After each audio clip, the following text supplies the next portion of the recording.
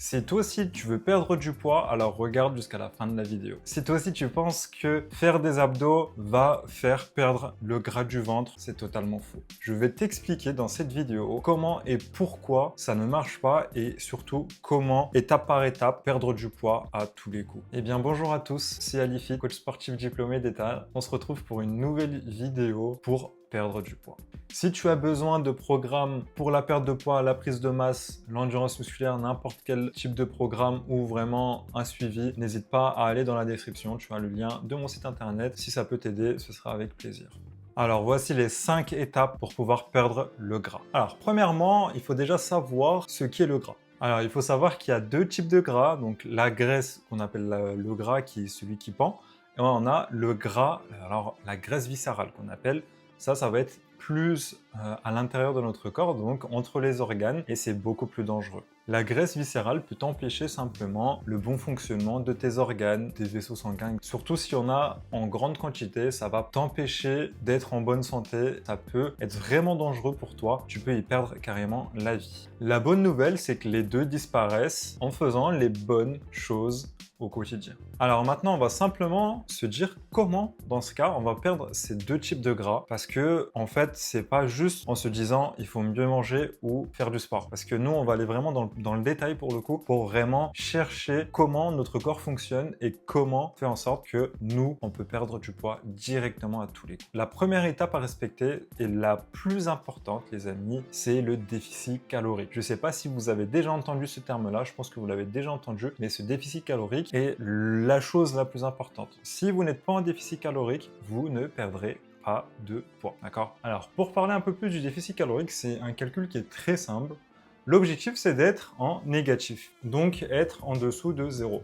On va prendre un exemple dans une journée qui est très simple. On va prendre par exemple, si on a mangé 2000 kilocalories, parce qu'il faut faire attention, le KCAL, c'est kilocalories et non calories. On fait tout le temps l'erreur, mais moi je le fais des fois. Voilà, c'est bien kilocalories et non calories. On va dire que dans la journée, on a mangé 2000 kilocalories et qu'on en a dépensé 2500 kilocalories. C'est-à-dire qu'on est à la fin à moins 500 kilocalories. Donc on est bien en négatif, donc on est en déficit. Si vous êtes équivalent, donc vous en avez mangé 2000 et vous en avez brûlé 2000, on va être à 0 approximativement. Et là, vous allez juste stagner, vous n'allez pas bouger au niveau de votre poids. Et le contraire, c'est simplement le surplus calorique par rapport au déficit. C'est-à-dire que vous avez mangé une certaine quantité en kilocalories, mais que vous en avez brûlé moins que ce que vous avez mangé. Par exemple, 1500. 1500 de brûlé et 2000 de manger. C'est-à-dire on est à 500 calories, donc là on est en positif, là on prend du poids. Là, on est en surplus calorique. C'est ce qu'on doit justement éviter pour perdre du poids. Il y a deux balances. On peut jouer sur les deux balances et c'est ce qu'on va expliquer dans cette vidéo. Donc, comment jouer sur les deux balances. La première balance, simplement, c'est la quantité calorique qu'on va manger. Aujourd'hui, il y a des exemples de nourriture que je peux vous apporter. Mais par exemple, on va prendre le haricot vert. Je vais regarder simplement à peu près combien ça fait. Vous pouvez faire la même chose avec tous les aliments que vous mangez. Comme ça, au moins, vous savez à peu près. Moi, il me semble que ça va être à peu près autour de 20 calories. On va regarder ça. Donc, calories, je mets, et haricots verts. On est à 31, exactement. 31 calories pour 100 grammes, d'accord? Maintenant, on va comparer quelque chose qui est beaucoup plus calorique. On va prendre les amandes. Donc, les amandes, c'est des oléagineux. Et les oléagineux, c'est l'un des aliments les plus caloriques qu'on peut manger, même si ça peut être bon pour la santé. C'est ce que je vais vous montrer là.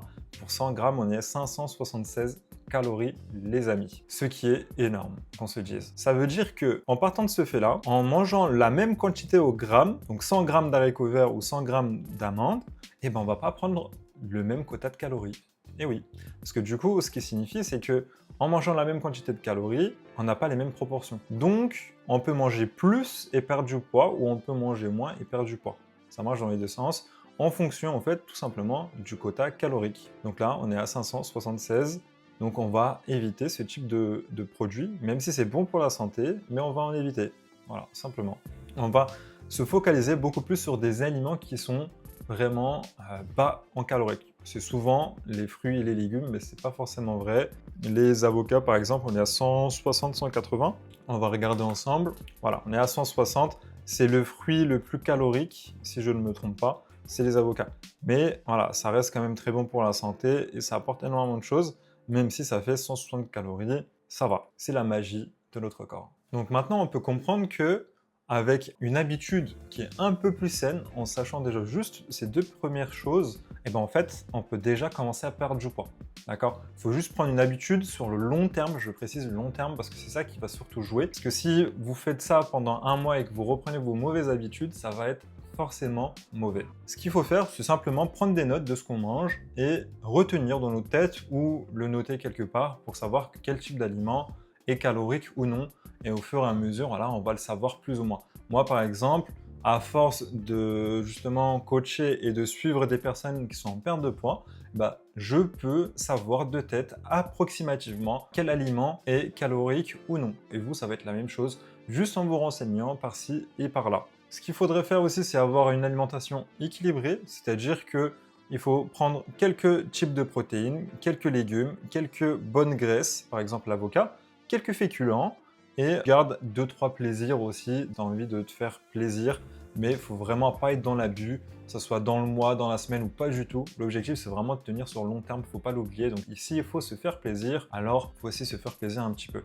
Avant tout, on est des humains et on a le droit de prendre notre plaisir, d'accord? Surtout si ça peut nous aider à durer sur le long terme et donc perdre du poids. L'objectif, c'est vraiment d'avoir quelque chose d'équilibré et de ne pas manger tout le temps la même chose. C'est surtout ça qu'il faut éviter. Troisième étape. Donc là, on a vu déjà pas mal de choses en 2 étapes, en quelques minutes. Donc là, on va voir la troisième étape. Donc là, en fait, on a parlé d'alimentation, on va parler un peu de sport. Donc aujourd'hui, il y a 2 types d'exercices qu'il faut absolument prendre en avant dans notre quotidien pour justement perdre du poids. Le premier, c'est le cardio, d'accord? Le cardio, ça aide énormément, c'est ce qui brûle le plus de calories en 1 heure. Faire minimum 45 minutes de cardio dans une séance, faire minimum 45 minutes pour aller brûler le maximum les bons macronutriments. Donc ça, c'est un peu plus poussé pour expliquer, mais en gros, l'objectif, c'est d'aller brûler les lipides, donc minimum 45 minutes. C'est à peu près à ce moment-là qu'on va commencer à les brûler, donc c'est pour ça 45 minutes, voire 1 heure, c'est encore mieux. Puis si vous pouvez faire encore plus, bien évidemment, si vraiment vous voulez beaucoup perdre du poids sans forcément vous muscler, vous pouvez aller plus loin. 2 heures de cardio, il n'y a pas de souci. Par contre, si vous voulez vraiment vous muscler derrière, 2 heures de cardio, c'est pas le plus optimal parce que vous allez aussi brûler les protéines et les protéines, ça sert justement, ça permet d'aider à la croissance musculaire. La deuxième chose que vous pouvez faire comme type de sport, c'est de l'endurance musculaire. L'endurance musculaire, c'est assez simple. Ça joue sur le fait justement de faire le maximum de mouvements sans que ce soit forcément cardio, sur le minimum de temps avec le moins de repos possible. Par exemple, on va prendre un exemple à la salle. On va faire 20 répétitions et on va se passer de 30 secondes à 1 minute de repos maximum sur les séries. Et on va faire ça 4, 5 fois, etc., etc. En fonction de combien d'exercices vous avez dans votre séance. Pourquoi renforcer ces muscles? En fait, il faut savoir que les muscles consomment de l'énergie passivement au quotidien.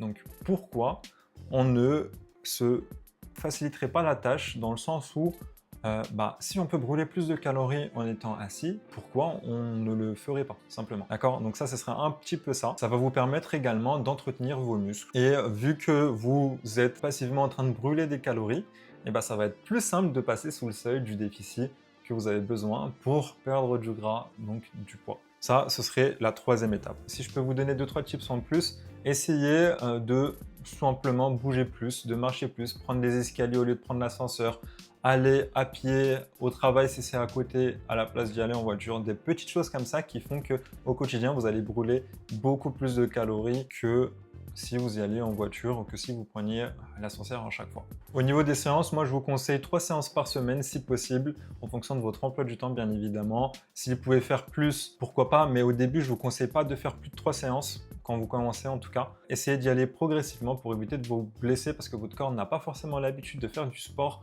au quotidien. Donc on va éviter de se blesser en se tirant une balle dans le pied quand on veut faire les choses bien. Prenons notre temps, c'est un marathon et pas une course. Quatrième étape, les amis, là, on va voir surtout le sommeil. Le sommeil, c'est très important. C'est ce qui va permettre que notre corps récupère. Si on fait du sport, si on mange bien, c'est bien. Mais si on ne dort pas, c'est pas le mieux. Pourquoi? Le corps a besoin de se reposer, a besoin de récupérer. Quand vous faites une séance, le corps a consommé de l'énergie et a besoin de se reposer et de récupérer pour pouvoir enchaîner sur les jours prochains. Donc si vous faites des nuits blanches, là, vous allez vous tirer une balle dans le pied. Pour ça, essayez de couper un petit peu les écrans, évite un petit peu la caféine après 16-17 heures. C'est des petites choses qui sont simples à mettre en place. Essayez d'avoir une petite routine, par exemple, de te lever toujours à la même heure, par exemple à 8h, 9h, pour que ton corps ait l'habitude et se lève tout seul, même sans réveil. Et enfin, la cinquième étape, les amis, alors c'est quelque chose de super important. Je vous ai un petit peu parlé avant, mais en gros, il faut jouer sur le long terme. Aujourd'hui, on peut commencer en fonction des personnes. On peut perdre 4 à 5 kilos par mois, donc c'est énorme. Mais par contre, il faut que ça dure sur le long terme. Si vous êtes vraiment en surpoids, vous allez au début perdre beaucoup plus facilement. Alors que si vous avez 2-3 kilos à perdre, c'est sûr que vous n'allez pas perdre 4-5 kilos par mois. Donc c'est ça aussi à prendre en compte. Mais l'objectif, avant tout, c'est de viser sur le long terme. C'est pour que vous puissiez être en bonne forme toute votre vie et pas pendant un mois ou deux. D'accord? Le plus dur, les amis, c'est pas de commencer, c'est vraiment de continuer et d'être discipliné sur le travail qu'on va fournir sur le long terme. Une dernière chose avant de vous quitter. Alors effectivement, faire des abdos ne fait pas perdre le gras du ventre, car simplement on ne peut pas cibler une perte de gras à une zone précise du corps, contrairement à une prise de masse. Par exemple, en faisant un exercice biceps, on va muscler le biceps, mais on va pas perdre du gras au niveau du biceps. C'est deux choses complètement différentes. Pour la perte de poids, c'est en fonction de votre génétique et de votre morphologie. Ça va dépendre de chacun. Donc votre corps décidera d'où est-ce qu'il va perdre, mais ce sera en globalité. Vous allez perdre un petit peu par là, un petit peu par-ci et beaucoup peut-être par là. Par exemple, il y a certaines personnes qui prennent énormément des cuisses, d'autres énormément des fessiers, d'autres énormément du ventre. Et ça marche dans les deux sens, que vous le prenez ou que vous en perdez. Ça, c'est propre à chacun, malheureusement, c'est comme ça. Et on ne peut pas changer ça. Pour le coup, en faisant des abdos, vous allez brûler des calories et donc perdre globalement au niveau du corps et non précisément au niveau des abdos, donc au niveau du ventre. L'objectif étant d'être en déficit calorique, comme dit déjà précédemment. Alors je vous souhaite un bon courage et j'espère que vous atteindrez les objectifs que vous vous êtes fixés.